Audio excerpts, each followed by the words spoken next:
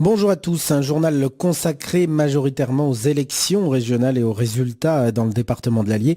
Alors comme d'habitude, la grande gagnante de ce premier tour, c'est l'abstention qui s'élève pour notre département à 49,96%. Cependant, la participation est très légèrement supérieure par rapport aux dernières élections régionales de 2010, qui n'étaient que de 49,75%. Et bien cette fois-ci, en 2015, elle est de 50,04%, soit 0,29% de plus. Alors, suite à ce premier tour, le candidat des Républicains, Laurent Wauquiez, rassemble 33,07% des voix. Il arrive donc en tête dans l'Allier. Daniel Dugléry, le maire de Montluçon, est à la tête de la liste des Républicains pour l'Allier.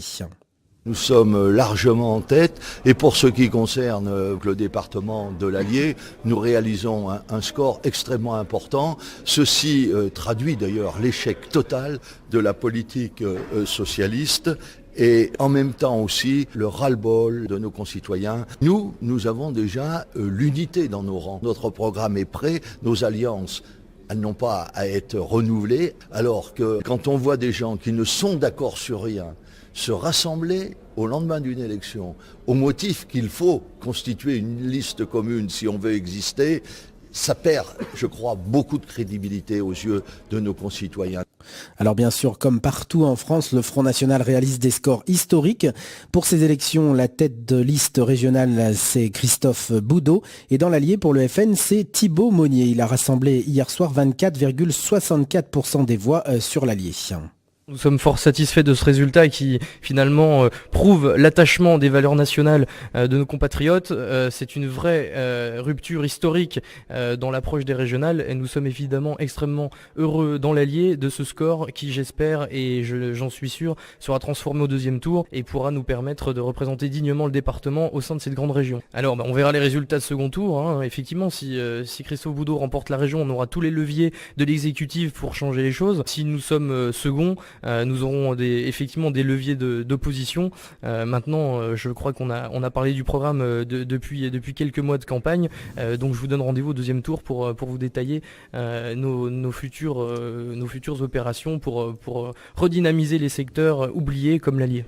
Et la liste du président sortant de l'ancienne région Rhône-Alpes, Jean-Jacques Kéran, est candidat à la présidence de la grande région Auvergne-Rhône-Alpes pour le Parti socialiste, arrive elle en second.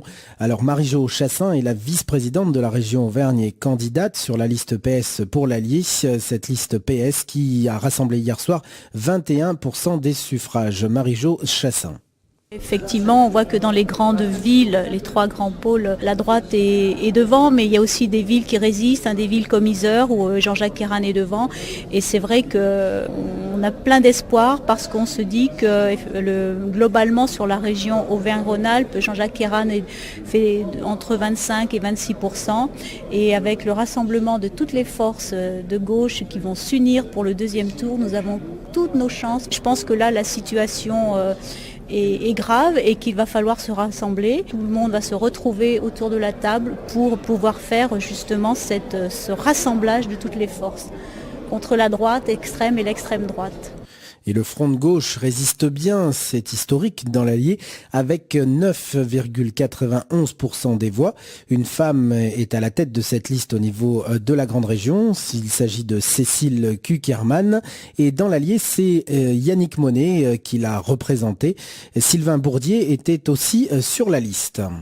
De voir d'abord autant d'abstention et ensuite un Front National aussi haut. Et ça me montre bien, et c'est ce qu'on a essayé d'expliquer, que les gens se trompent de colère. Qu'il y ait des colères, ça on le comprend bien, et au Front de gauche on l'a toujours soutenu, mais qu'elle se tourne vers le Front National, alors là par contre non, on le dénonce, c'est pas la solution. On ne peut pas bâtir un programme sur la haine de l'autre. Alors bien sûr le Front National est prêt à tout, à surfer, y compris sur les événements, mais je crois que ça n'est pas la solution et qu'on a besoin plus que jamais de mettre l'humain en tête. Mais de toute façon ce qui compte maintenant c'est le second tour. Et le second tour, on sait qu'on a un électorat à mobiliser. Donc là, actuellement, je veux dire, la balle est dans le camp de M. Kéran. Et s'il veut la région, il faut qu'il regarde avec attention le score du Front de gauche sur l'Allier, qui n'est pas très mauvais d'ailleurs. Le score, on se maintient plutôt bien. On est aux alentours de 10%, ce qui est à peu près l'objectif qu'on s'était fixé. Donc maintenant, si M. Kéran est intéressé par les 10%, il faut qu'il mette aussi les moyens de les avoir. Et nous, à ce moment-là, on viendra parce qu'on souhaite faire gagner des politiques de gauche.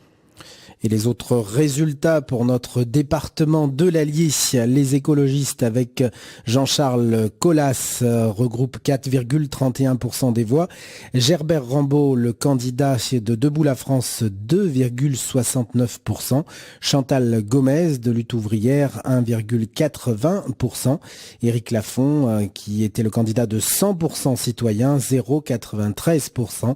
Et enfin, Alain Fedel de l'Union populaire républicaine, 0,78%.